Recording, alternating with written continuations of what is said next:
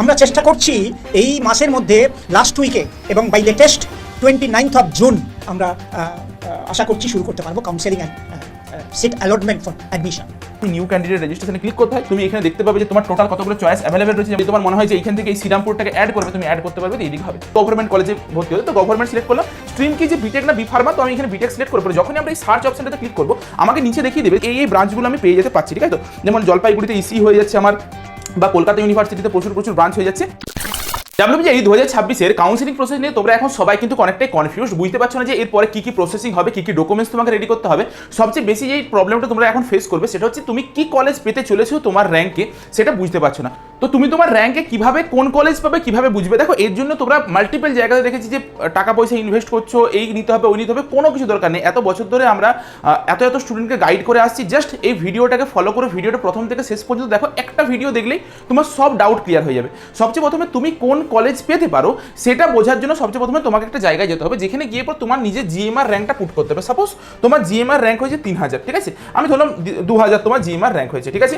তুমি হচ্ছে কোন রাউন্ডে কলেজ পেতে চাইছো, ফার্স্ট রাউন্ড, সেকেন্ড রাউন্ড না থার্ড রাউন্ড? এই মপ আপ রাউন্ডটা হচ্ছে বা থার্ড রাউন্ডটা হচ্ছে তোমার আলটিমেট জায়গা যেখানে তুমি পেতে পারো সর্বোচ্চ একটা অপশন, ঠিক আছে? তুমি ফার্স্ট রাউন্ডে ধরো চয়েস করলে, ক্যাটাগরিটা এখান থেকে চয়েস করলে কি তোমার যেটা ক্যাটাগরি, আর এখানে ইডাব্লিউএস ক্যাটাগরি সিলেক্ট করলাম। ইনস্টিটিউট টাইপটা কি করবো, আমি চাইছি গভর্নমেন্ট কলেজে ভর্তি হতে, তো গভর্নমেন্ট সিলেক্ট করলাম।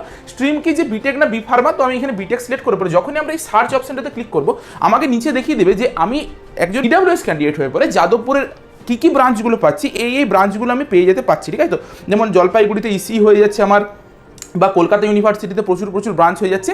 এগুলো সব একদম লিস্ট এখানে তোমাকে দিয়ে দেবে, ঠিক আছে? তোমাদের করণীয় কি হবে, সাপোজ ধরো তোমার র্যাঙ্ক হয়েছে 5000, ঠিক আছে?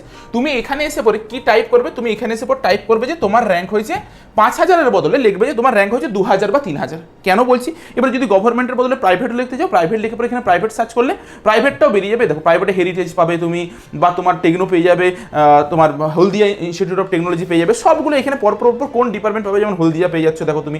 তারপর তুমি যদি আরেকটু নিচের দিকে নামাও দেখতে পাবে হয়তো টেকনো পেয়ে গেলে, টেকনো মেন পেয়ে গেলে। তো তোমার র্যাঙ্কে তুমি কি কলেজ পাবে সেটা পুরো এখানে সুন্দরভাবে দিয়ে দেবে, ঠিক আছে? তোমার যেটা র্যাঙ্ক, তুমি সেই র্যাঙ্কের থেকে অনেকটা কম র্যাঙ্ক এখানে পুট করবে। তাহলে কি হলো যে তোমার ধরো 10,000 র্যাঙ্কে তোমার র্যাঙ্ক হয়েছে, ঠিক আছে? তুমি পুট করেছো ওখানে 5000, মানে কি তুমি 5000 র্যাঙ্ক থেকে 10,000 র্যাঙ্কের মধ্যে যতগুলো কলেজ তোমার প্রেডিকশনের মধ্যে আসছে এখানে, তো ততগুলো কলেজে তোমার প্রবাবিলিটি ভালো রয়েছে সেটা পেয়ে যাবে। এবার এইটা কোথা থেকে পাবে সেটা আমি একটু দেখিয়ে দিই। তোমরা আমাদের যে অ্যাপ রয়েছে, প্রতি বছর লাখে স্টুডেন্ট ডাউনলোড করে পরে অ্যাপটার থেকে প্রচুর হেল্প পায় কাউন্সিলিংয়ের সময়, বিশেষ করে সেই অ্যাপটাতে যাবে। এটা হচ্ছে আমাদের অ্যাপটাতে গিয়ে পরে তুমি WBJEE নিট সিইউটি এই অপশনটা সিলেক্ট করবে। তার আগে তোমাকে রেজিস্টার করতে হবে, আর আগে যদি লগ ইন করে রেখেছো তো রেজিস্টার করার দরকার নেই, ডিরেক্ট পাসওয়ার্ড দিয়ে লগ ইন করবে। তোমরা যাওয়ার পরে দেবে এখানে ম্যাজিক লিঙ্ক বলে একটা অপশন পাবে, এই ম্যাজিক লিঙ্কে ক্লিক করবে, দেবে WBJEE কলেজ প্রেডিক্টর বলে একটা অপশন পাবে। এখানে গিয়ে পরে তুমি তোমার নিজের র্যাঙ্ক আরে সব কিছু পুট করে যখনই সার্চ করবে তোমাকে দেখিয়ে দেবে যে তোমার র্যাঙ্কে তুমি কোন কলেজ পেতে চলেছো। কিন্তু আমি আবারও বলছি, তোমার যদি র্যাঙ্ক 10,000 হয়ে থাকে তুমি ওখানে 7,000, 8,000, 6,000 পুট করবে। তারপরে যে র্যাঙ্কগুলো আসছে সেগুলোকে তুমি দেখবে। এই প্রেডিকশন এটা অফিসিয়াল একটা ডেটার থেকে এই সিস্টেমটাকে তৈরি করা হয়েছে, যেটা আগের বছর গিয়েছিল। র্যাঙ্কে সেভাবে ভেরিয়েশন হয় না, র্যাঙ্ক মোটামুটি সেরকমই যায়, শুধুমাত্র মার্কসের একটা ভেরিয়েশন হয়, মার্কস ভার্সেস র্যাঙ্কের একটা ভেরিয়েশন হয়। যদি তুমি র্যাঙ্ক ভার্সেস কলেজ দেখতে যাও সেরকম ভেরিয়েশন হয় না। তবে কিছু ফ্যাক্টর এখনকার যুগে এসে পরে কাজ করছে। যদি আজ থেকে তুমি 3-4 বছর 2 বছর আগেও যদি চলে যাও, তুমি যদি দেখো যে সিএসসির যে স্পেশালাইজেশন ব্রাঞ্চগুলো হয়, অর্থাৎ সিএসসি, এআইএমএল, আইওটি, এইসব ব্রাঞ্চগুলোতে ছেলেমেয়েরা যেতে ভয় পেত, কিন্তু এখন ওইসব ব্রাঞ্চগুলোর দিকে বেশি ছেলেমেয়েরা যাচ্ছে। এখন অনেকটা ন্যাক সিএসসির যেটা মেন ব্রাঞ্চটা সেটার দিকে কমে গেছে, স্পেশালাইজেশনের দিকে অনেকে চলে যেতে চাইছে। কিছু বছর পর হয়তো এটা স্যাচুরেশনের জায়গায় একটা চলে আসবে। ধরো প্রতি বছর এটা ভ্যারি করে একমাত্র স্টুডেন্টের মাইন্ডসেটের উপর। আগের বছরে সব স্টুডেন্টরা চেয়েছিল যে আমরা স্পেশালাইজেশন ব্রাঞ্চের দিকে যাবো, তার জন্য স্পেশালাইজেশনের কাট অফটা অনেক কম র্যাঙ্কে শেষ হয়ে গিয়েছিল। তেমনই তার কিছু বছর আগে যদি তুমি চলে যাও তখন দেখবে যে সিএসসি বা ইসি এর যেগুলো মেন ব্রাঞ্চগুলো সেগুলোর দিকে ছেলেমেয়েদের বেশি ইচ্ছে ছিল, তার জন্য ওগুলো তখন আগে শেষ হতো, ঠিক আছে? অলরেডি বলে দিয়েছি 29 তারিখের মধ্যে কিন্তু আমাদের কাউন্সিলিং প্রক্রিয়া শুরু হয়ে যাবে। একটা ফ্লো ডায়াগ্রাম প্রতি বছর দিয়ে দেয়, তোমরা এই ফ্লো ডায়াগ্রামটা স্ক্রিনশট তুলে রাখতে পারো, প্রচুর হেল্প দেবে।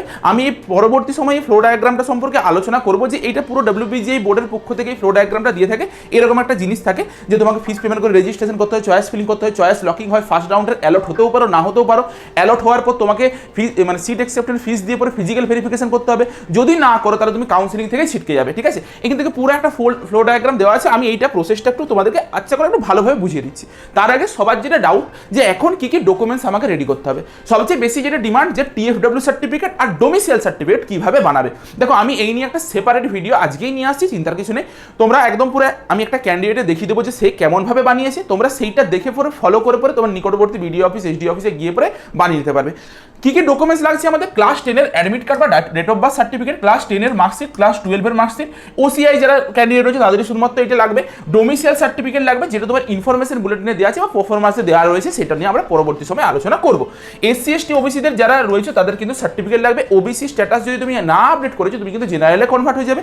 দ্বিতীয় জিনিস যে তোমার আরেকটা সবচেয়ে বড় ব্যাপার যে OBC-র যেই NCL-টা, সেই OBC NCL-টা কিন্তু তোমাকে এবছর 2026-এর এপ্রিল মাসের পরে কিন্তু NCL সার্টিফিকেটটা বের করেছে, অর্থাৎ 31শে মার্চ 2026-এর পরে যাতে NCL সার্টিফিকেটটা বেরোয় এইটা তোমাদেরকে মাথায় রাখতে হবে। OBC NCL তোমাদেরকে বের করতে হবে, যেমন তোমার OBC-র অরিজিনাল সার্টিফিকেট লাগবে তেমন তোমার OBC NCL লাগবে। OBC NCL কেমনভাবে বের করবে এই প্রসেস আমি বলে দেবো, একটু ওয়েট করো, সব কিছু আমি বলে দেবো, ঠিক আছে।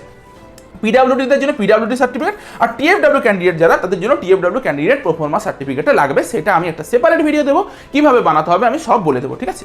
আমরা সবচেয়ে প্রথমে রাউন্ড 1-এ চলে এলাম। রাউন্ড 1-এর জন্য সবচেয়ে প্রথমে তোমাকে রেজিস্ট্রেশন করতে হবে। রেজিস্ট্রেশনের জন্য তোমাকে কি করতে হবে, দেখো সবচেয়ে প্রথমে দেখো রেজিস্ট্রেশন ফিস হচ্ছে 500 টাকা, WBGI বোর্ড বলে দিয়েছে। ফার্স্ট রাউন্ডের কাউন্সিলিংয়ে আমাদেরকে প্রথমে রেজিস্ট্রেশন করতে হয়। রেজিস্ট্রেশনের পর সবচেয়ে টাফ যে প্রসেস সেটা হচ্ছে চয়েস ফিলিং। চয়েস ফিলিং কিভাবে করবে সেই বিষয়ে আমি তোমাদেরকে বিশদে সব কিছু বলবো। চ্যানেলটার সঙ্গে যুক্ত থাকবে, চ্যানেলটাকে সাবস্ক্রাইব করে রাখবে।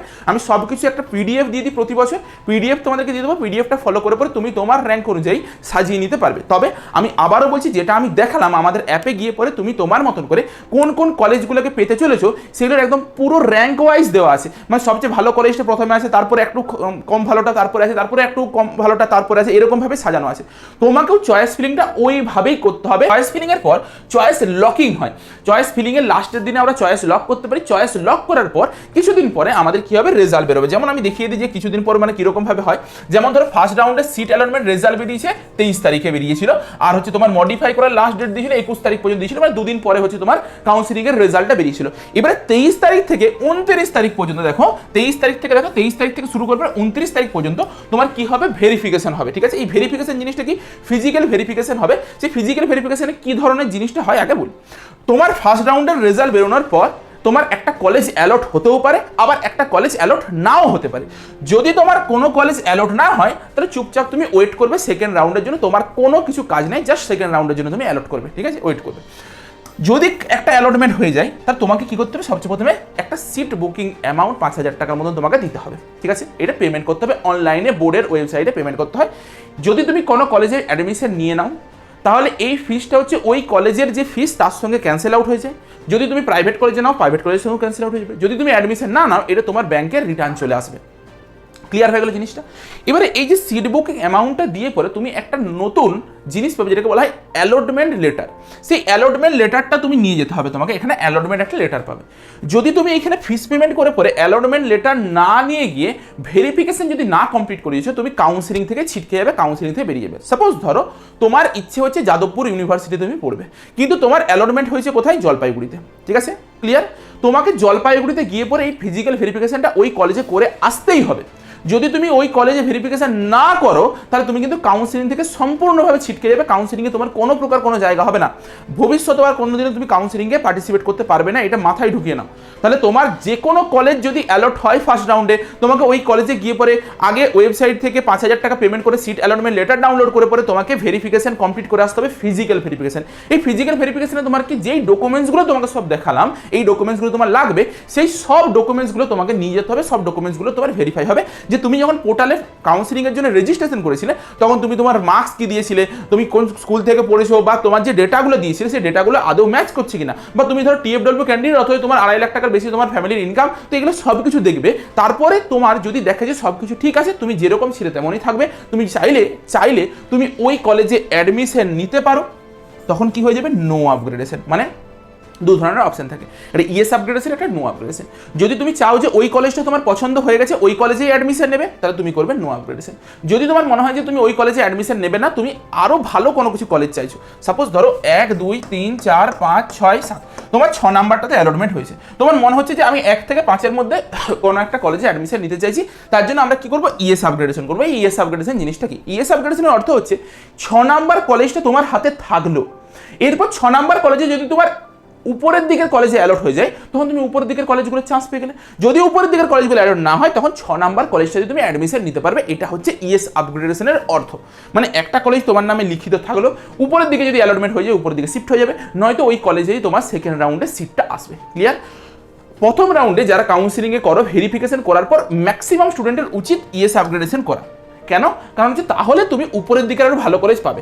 তবে এইটা ডিপেন্ড করছে তুমি যখন চয়েস ফিলিং করেছো, সেই চয়েস ফিলিংটা তুমি কেমনভাবে করেছো তার উপর কিন্তু ডিপেন্ড করছে। তবে উপরের দিকে ভালো কলেজ রাখতে হয়, নিচের দিকে একটু কম ভালো কলেজগুলোকে রাখতে হয়। ঠিক আছে? আচ্ছা, এরপর আমরা সেকেন্ড রাউন্ডে চলে এলাম। যারা যারা ওয়েট করছিলে বা যারা যারা ইএস আপগ্রেডেশন করেছিলেন, সবাই সেকেন্ড রাউন্ডে আমরা চলে আসবো। যারা নো আপগ্রেডেশন করেছিলেন তারা ওই কলেজে অ্যাডমিশন নিয়ে নিলে ব্যাস, তাদের ঝামেলা চুকে গেলো, তাদের কাউন্সিলিং প্রক্রিয়া শেষ। সেকেন্ড রাউন্ডে আসার পর আমাদের রেজাল্ট বেরোলো। অ্যালটমেন্টে এখানেও কিন্তু সেম ঘটনা করতে পারে, একটা নো হতে পারে, কোনো অ্যালটমেন্ট হয়নি, আর একটা কি অ্যালটমেন্ট হয়েছে।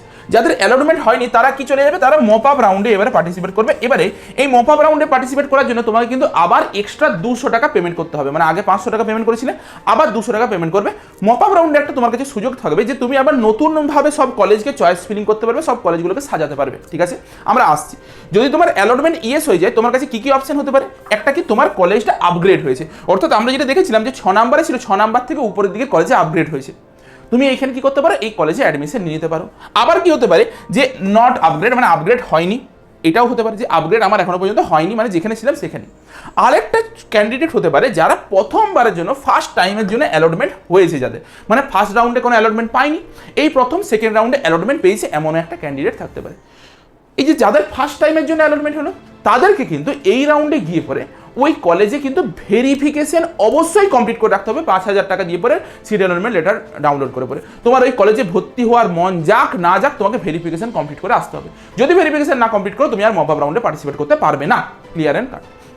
নেক্সট, যাদের আপগ্রেড হয়েছে, তোমার যদি মনে হয় যে তুমি এবারে ওই কলেজে অ্যাডমিশন নেবে, তুমি অ্যাডমিশন নিয়ে নিতে পারো, কোনো ইস্যু নেই। যদি নট আপগ্রেড হয়, অ্যাডমিশন যদি নিতে মন যায় ওই কলেজে, তাহলে অ্যাডমিশন নিয়ে নেবে। এবারে যদি তুমি ওই কলেজে এই রাউন্ডে সেকেন্ড রাউন্ডে অ্যাডমিশন না নাও, তখন কিন্তু তুমি একটা বিপদে পড়ে যাবে। কি বিপদ হবে? তোমার আগের রাউন্ডে যেমন আমি অ্যাডমিশন নিচ্ছিলাম না, ইএস আপগ্রেডেশন যখন করছিলাম, এই 6 নাম্বার কলেজটা আমার নামে যেমন লেখা রয়ে যাচ্ছিল, এখন কিন্তু আর থাকবে না। মানে তুমি হয় এই কলেজে অ্যাডমিশন নাও, নয়তো তোমার কাছে এই কলেজের হাতছাড়া হয়ে গেল। আবার তুমি মপ আপ রাউন্ডে বসবে, মপ আপ রাউন্ডে এবার তোমার কপালে যে কলেজটা জুটবে সেই কলেজটা তুমি পাবে। তার জন্য সেকেন্ড কলেজের চয়েস ফিলিং এমনভাবে করতে হয় যাতে সেকেন্ড রাউন্ডের মধ্যে আমার পাওয়া সবচেয়ে বেস্ট কলেজটা আমি পেয়ে যাই। ঠিক আছে? তারপর যদি তোমার রিস্ক নিতে মন যায়, তখন একটা কাট অফের লিস্ট বেরোয় যে এই বছর সেকেন্ড রাউন্ডে কত কি কাট অফ র্যাঙ্ক পর্যন্ত গিয়েছে, তখন তোমাকে সেটা দেখে বলো যদি তুমি রিস্ক নিতে চাও, তখন তুমি রিস্ক নিবে। কিন্তু তোমাকে অবশ্যই মাথায় রাখতে হবে যে তুমি মপ আপ রাউন্ডে যদি বসতে যাও, সেকেন্ড রাউন্ডে তুমি যে কলেজটা পেয়েছিলে সেই কলেজটা কিন্তু তুমি মানে তোমার নামে আর লেখা থাকলো না। আবার মপ আপ রাউন্ডে গিয়ে পরে পেতে পারো চান্স, কিন্তু যে ওটা থেকে গেলে তোমার নামে লেখা, এই জিনিসটা কিন্তু হবে না। মপ আপ রাউন্ডে আমরা যখন আসবো, মপ আপ রাউন্ডে আমাদেরকে আবার 200 টাকা দিয়ে পরে রেজিস্ট্রেশন করতে হবে। রেজিস্ট্রেশন কমপ্লিট হওয়ার পর আমাদেরকে এখানে আবার নতুনভাবে চয়েস ফিলিং করতে পারবো। চয়েস ফিলিংয়ের পর আবার রেজাল্ট বেরোবে। এই রেজাল্ট বেরিয়ে যাওয়ার পরে আমাদের কি হয়ে গেলো, পুরো কাউন্সিলিং প্রসেসটা হচ্ছে শেষ হয়ে গেল। ঠিক আছে? তাহলে এটা ছিল পুরো কাউন্সিলিং প্রসেস। এবারে ভালোভাবে বুঝো, এই মপ আপ রাউন্ডের পর আরও একটা কাউন্সিলিং হয়, যেটাকে বলা হয় স্পট রাউন্ড কাউন্সিলিং বা ডিসেন্ট্রালাইজ কাউন্সিলিং। সব কলেজের ইন্ডিভিজুয়াল ওয়েবসাইটে কিন্তু এটার আপডেট দেয়। আমরা তোমাদেরকে প্রতিটা কলেজের ওয়েবসাইটের লিঙ্ক দিয়ে দেবো, ওখানে ঢুকে পরে প্রতিদিন তোমাদেরকে চেক করতে হবে, তার মতন তুমি পাবে। আমি একটু প্রসেসটা দেখিয়ে দিই। এই যে এবার হচ্ছে তোমার এই মপ আপ রাউন্ডে কী হবে, হয় তুমি মানে তোমার অ্যাডমিট হতে পারো, না হয়তো না অ্যাডমিট হতে পারো, এই হচ্ছে প্রসেস। আচ্ছা, এই হচ্ছে তোমাদের রেজিস্ট্রেশন পোর্টাল। এরকমভাবে তোমাকে রেজিস্ট্রেশন করতে হয়, নিউ ক্যান্ডিডেট রেজিস্ট্রেশনে ক্লিক করতে হয়। ক্লিক করার পর তোমার যত কিছু ডিটেলস আছে সেগুলো দিয়ে ফিল আপ করতে হয়। তুমি এখানে দেখতে পাবে যে তোমার টোটাল কতগুলো চয়েস অ্যাভেলেবেল রয়েছে, যেমন 572টা চয়েস অ্যাভেলেবেল রয়েছে। তোমাকে প্রথমে ফিস পেমেন্ট করতে হবে, তারপর তুমি হচ্ছে চয়েস ফিলিং করতে পারবে। যখন ফিস পেমেন্ট হয়ে যাবে, তোমার কাছে এরকম অপশন চলে আসবে যে দেখো এইদিকে তোমার যদি মনে হয় যে তুমি এই গভর্নমেন্ট কলেজ অফ ইঞ্জিনিয়ারিং টেক্সটাইলটাকে রাখবে, তো সেটাকে আপ ডাউন করতে পারো। যদি তোমার মনে হয় যে এইখান থেকে এই শ্রীরামপুরটাকে অ্যাড করবে, তুমি অ্যাড করতে পারবে। এইদিকে হবে সাজিয়ে দেওয়ার পর তোমাকে এখানে সেভ অ্যান্ড কন্টিনিউ করতে হবে। তুমি ধীরে ধীরেও সাজাতে পারো, 2 দিন 3 দিন ধরেও সাজাতে পারো, কোনো ইস্যু নেই। লগ ইন লগ আউট করে পর সাজাতে পারো, ধীরে ধীরে সাজাতে পারো, পরে এডিটও করতে পারো। কিন্তু একবার চয়েস লক হয়ে যাওয়ার পর তুমি কিন্তু আর এডিট করতে পারবে না। ঠিক আছে? এই হচ্ছে পুরো প্রসেস। দেখো এরকমভাবে পুরোটা সাজানো হয়ে গেছে। যেমন 7টা হচ্ছে স্টেট গভর্নমেন্টের কলেজ দিয়েছিল যে I agree to log my choice দিয়ে এটাতে ক্লিক করে পরে অ্যাগ্রি করে পরে লক করে দিলেই তোমাদের কিন্তু পুরো কাউন্সিলিং প্রসেসের মানে যে রেজিস্ট্রেশন প্রসেসটা চয়েস ফিলিং প্রসেসটা সেটা কিন্তু কমপ্লিট হয়ে গেল। এরপর রেজাল্ট বেরোবে, রেজাল্ট বেরোনোর পর আমাদের যেটা বললাম প্রসেসটা সেই হিসাবে একটার পর একটা ধাপে ধাপে এগোবো। আমি কিন্তু একটা সেপারেট ভিডিও নিয়ে আসছি যেখানে তোমাদের টিএফডব্লিউ সার্টিফিকেট আর যেটা ডোমিসিয়াল সার্টিফিকেট কীভাবে বানাবে সেটা নিয়ে বলে দেবো। ঠিক আছে, চলো আজকের মতো তাহলে ভিডিওটা এই পর্যন্তই, দেখা হচ্ছে একটা নতুন ভিডিওতে।